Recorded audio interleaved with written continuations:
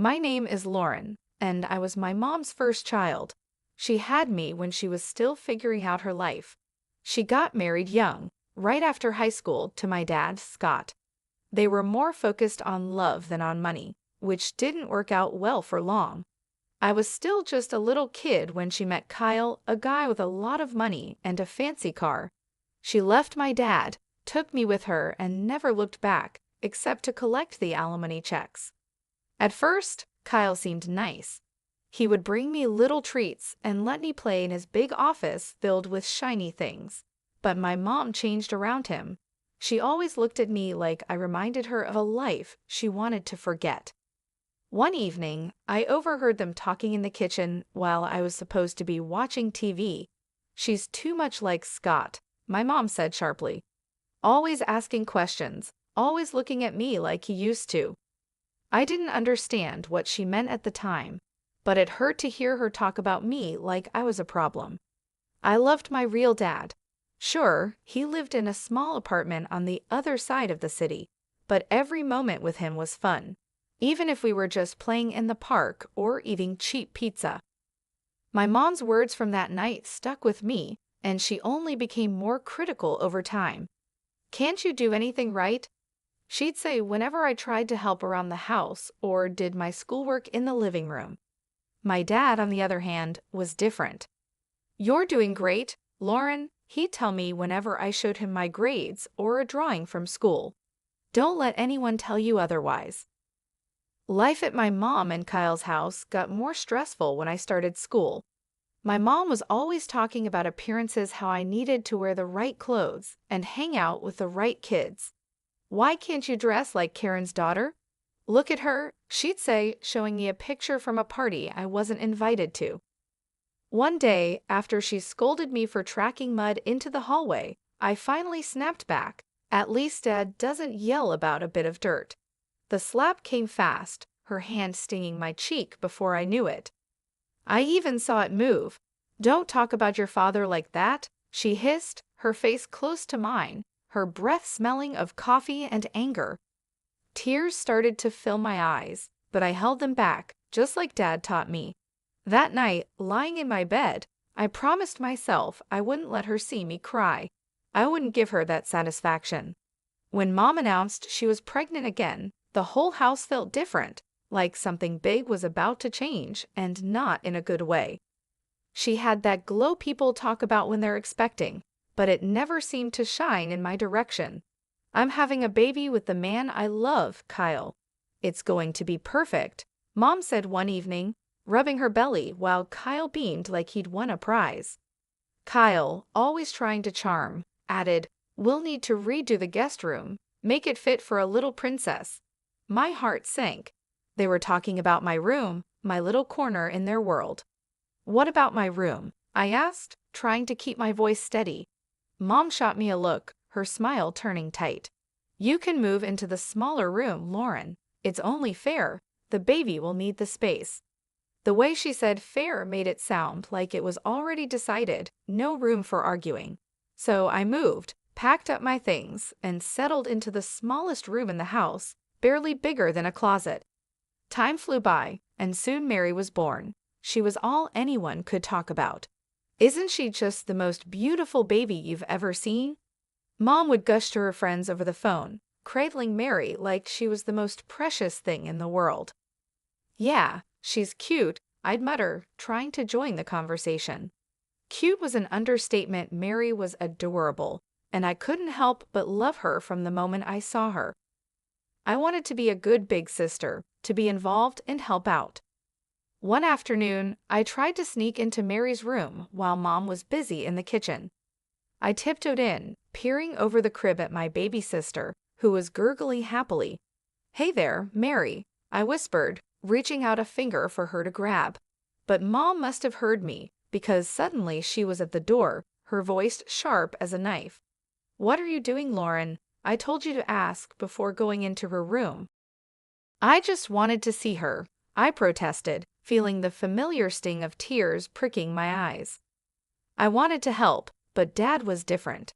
During one of my weekends with him, I'd opened up while we were having pizza at our favorite spot.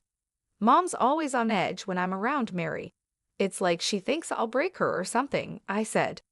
Dad chewed thoughtfully before replying, You know, Lauren, some people just have a hard time sharing love.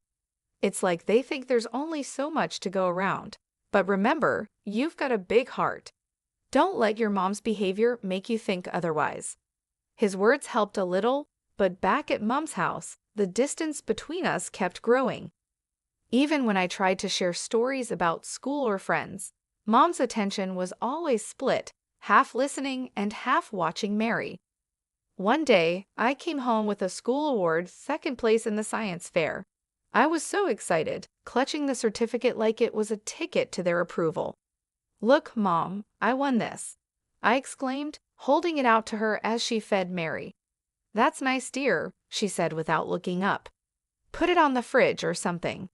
Or something, I echoed to myself, the words feeling empty. I stuck the certificate on the fridge, a bit crooked, and stepped back.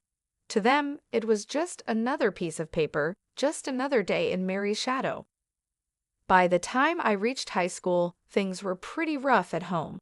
Between Mom's cold shoulders and Kyle's indifference, I felt more like a guest than a part of the family. It was around then that the bomb-dropped mom decided it was time for me to live with Dad permanently. The day she told me we were having dinner, it was one of those rare moments where it was just her and me at the table. Kyle was late from work, and Mary was already tucked in. Lauren, we need to talk about your future, Mom started, pushing her food around her plate with a fork. There was no warmth in her voice, just a cold, businesslike tone that immediately made me nervous. What about it? I asked, trying to sound casual, but my heart was racing. We've been discussing things, and we think it's best if you move in with your father. With the new baby coming, things here are, well, they're complicated. I almost choked on my water. Move in with Dad. But why? I thought everything was fine here. Mom sighed, a sound full of impatience. Look, Lauren, you're not a child anymore. You need your own space, and we can't provide that here, not with the new situation. It's cramped, and frankly, the financial burden is more than we expected. It's better for everyone this way. I pushed my plate away, no longer hungry. And what about school? My friends? You can go to a new school, make new friends, she said, as if it were that simple, as if my life could be easily replaced. It felt like I had to erase my life and start over without any trouble. The next few weeks were a blur as I packed up my things, my whole world shrinking into boxes, books, clothes, and the few keepsakes that meant something to me. Kyle barely said goodbye, and Mary, too young to understand, gave me a confused hug. Moving day was tough. Dad lived on the other side of town in a small apartment. It was clean but cluttered with memories of a life paused since Mom left him. He was standing there waiting for me with open arms and a worried smile when I arrived. The apartment was nothing like the house I grew up in. My new room was half the size of my old one, with walls that needed paint and a window that looked out at a brick wall. But it was quiet, and Dad was trying his best to make it feel like home. The first day of the new school was rough. As I walked down the crowded hallways, I could feel the stares and hear the whispers. That's the new girl, they'd say, as if I were some kind of oddity. In class, I kept to myself, doodling in my notebook and trying to block out the murmurs. When the bell rang, I was the first one out the door, not wanting to linger. At home, Dad noticed my mood. How was school? He asked, trying to keep his tone light. It was fine, I lied, shrugging off my coat and dropping my bag by the door. If it gets tough, you tell me, okay? We're in this together. You're not alone, Lauren. His words meant a lot, but the loneliness I felt was deep and gnawing. It wasn't just about missing my old friends or the big house. It was about feeling unwanted, like I was pushed out because I was too much of a burden. Adjusting to life at Dad's wasn't easy, but I quickly realized that if I didn't pull myself together, things would only get worse. One morning, I woke up, looked around my cramped room, and decided it was time to take charge of my life. No one else is going to do it for me, I muttered under my breath. Dad noticed the change in me almost immediately. Over breakfast one day, he looked up from his coffee and said, "You're looking more determined these days, Lauren. What's on your mind?" I stirred my cereal, thinking about how to put it into words. "I want to make something of myself, Dad. I don't want to end up stuck, you know." He nodded, a serious look crossing his face. "I hear you, kiddo. So what's the plan?"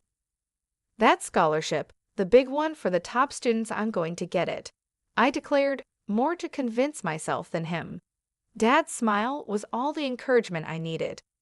I needed that scholarship, and if anyone could get it, it was me. Dad said, "Just tell me what you need from me." School was tough, with long hours spent catching up and even longer evenings buried in books. My teachers noticed the change. Even the tough ones seemed to respect how hard I was working. Mr. Jeremy, my math teacher, kept me after class one day. "Lauren, your work has improved a lot. What's driving this?" he asked. "I need that scholarship," I replied bluntly, packing up my stuff. "I've got plans, and they don't include being stuck here forever." Mr. Jeremy studied me for a moment, then nodded slowly. "Well, keep at it, and let me know if you need extra help. I'm here." Making friends wasn't easy, but I managed to find a few people who didn't mind that I was focused on my goals. During lunch, I'd sit with Linda and Peter, two kids who weren't exactly popular but knew how to laugh. "So, Lauren, you're like a library ninja now, huh?" Peter joked one day, nudging me as we sat down with our trays. I cracked a smile. "Yeah, got to be stealthy if I want to snag the best study spots." Linda chimed in, her voice soft but sincere. "It's cool what you're doing, Lauren. Most wouldn't bother." Days turned into months, and the pressure grew as the application deadlines got closer. Dad was my rock, always there with a hot meal and a listening ear whenever the stress became too much. The day I got the scholarship letter, my hands were shaking as I tore it open. Dad was right there, holding his breath. I scanned the words, my heart pounding, and then I cheered so loud the neighbors probably heard. "I got it, Dad. I got it." I jumped up, the letter flapping in my hand like a flag of victory. Dad swept me up in a big hug, laughing and cheering right along with me. "I knew it. I knew you could do it." As I packed up my things for college a few months later, I felt ready. The future was bright, and for the first time, it felt like it was truly mine. I was leaving, but I was taking all these lessons, all this love and hard-earned wisdom with me. After graduating with honors and establishing a solid career, I finally felt like I was on stable ground. I was 25, doing well at my job, and had just started dating a great guy from work named Eric, who had been nothing but supportive. Then, out of the blue, my mom called. We hadn't spoken much since I moved out, but suddenly here she was asking more like telling me something. "Lauren, your sister Mary is going to college in your city. We've paid her tuition, and we think it'd be best if she stayed with you," Mom said, making it clear this wasn't just a suggestion. I hesitated, memories of our strained relationship running through my mind, but I wanted to believe things could be different this time. "Okay, Mom, I'll help Mary out. It might be nice to reconnect," I said, trying to keep any doubts out of my voice.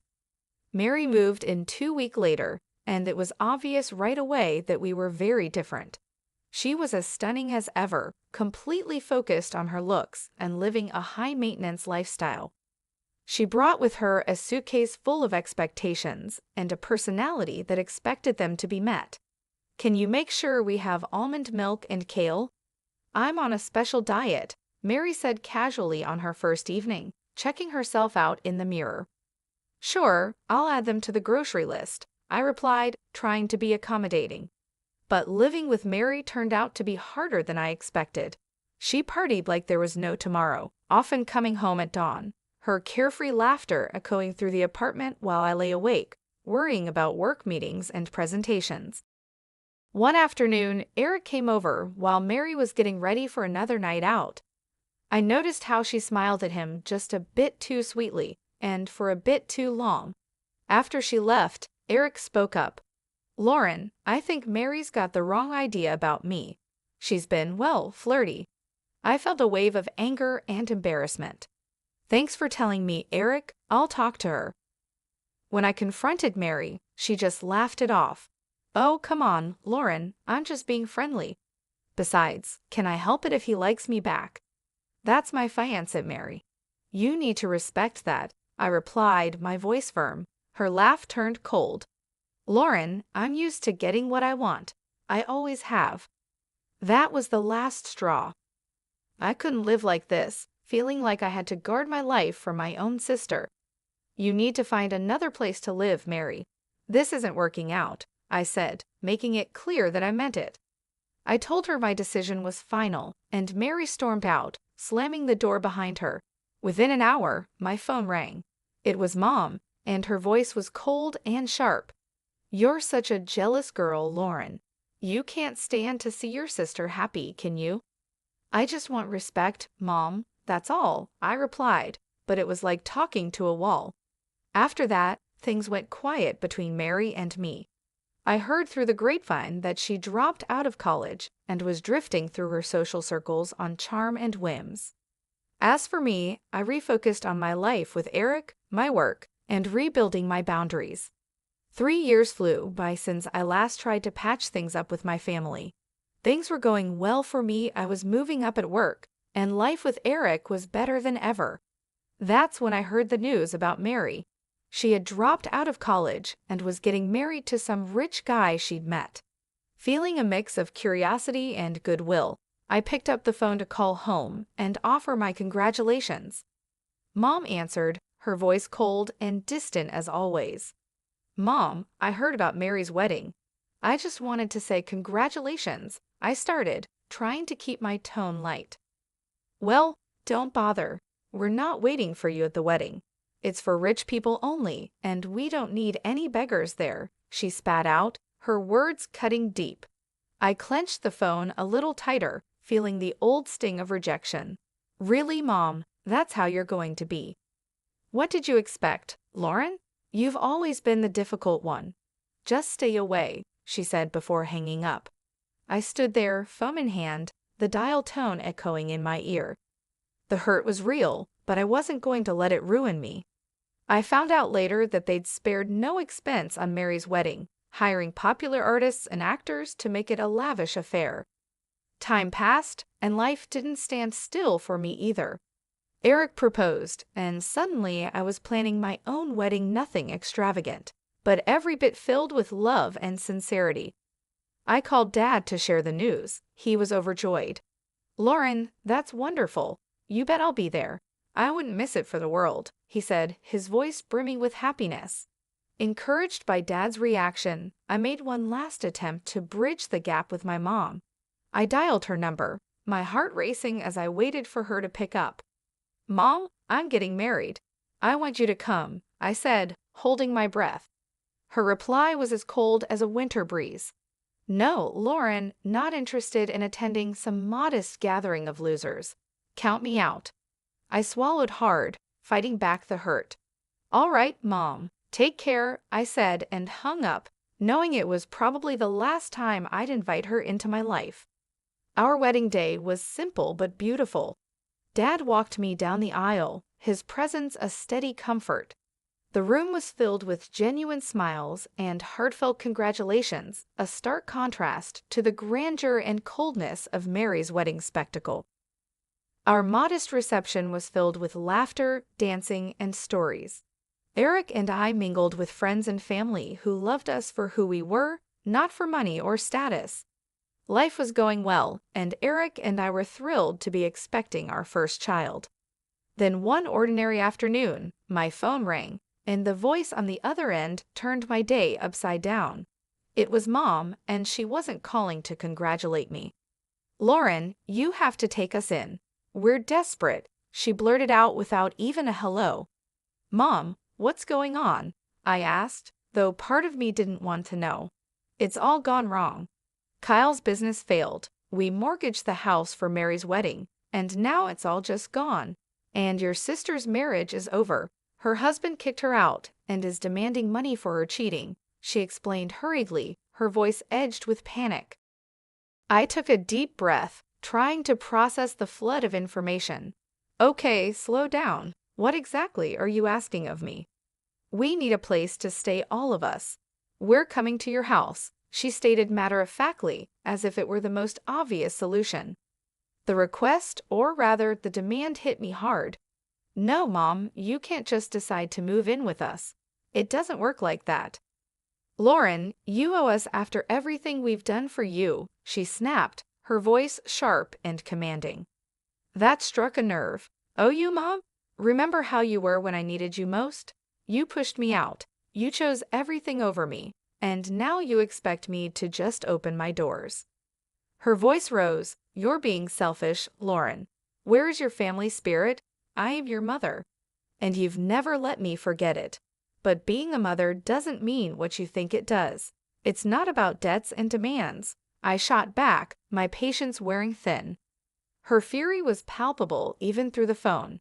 You'll regret this, Lauren. I might even take you to court to get what I deserve. I couldn't help but laugh, but it was more from disbelief than anything else. Go ahead and try, Mom. Remember, Dad was my guardian when you kicked me out. What are you going to claim? That your daughter wouldn't let you live off her after you threw her out. There was a pause, and I could almost hear her thinking. This isn't over, Lauren, she finally hissed before hanging up. Life after that last call with Mom felt like a fresh start, a real new beginning. Eric and I were busy getting the nursery ready, picking out paint colors, assembling the crib, and navigating the usual ups and downs of pregnancy.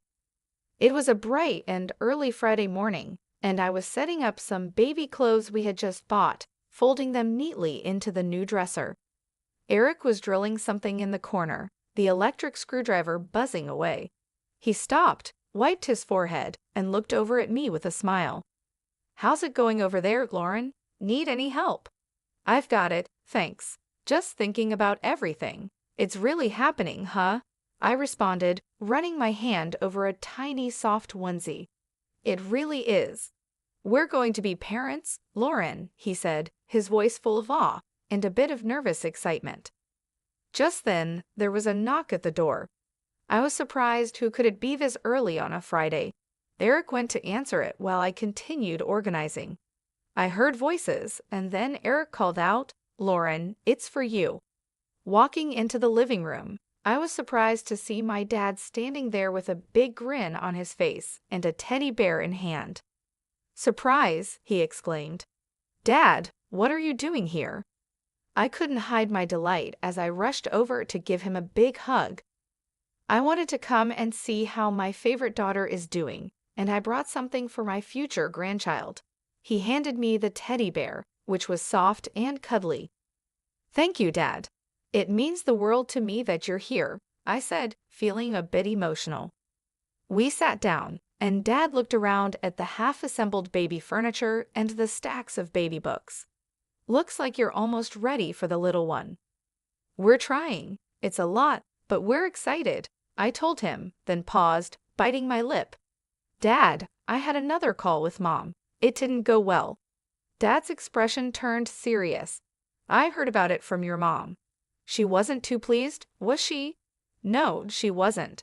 But Dad, I stood my ground. I had to for me, for Eric, and for the baby. We need peace here, I said firmly. The day passed with us sharing stories, Dad giving us some unsolicited but funny parenting advice, and just enjoying being together. It was a good day, one of those days you know you'll look back on fondly.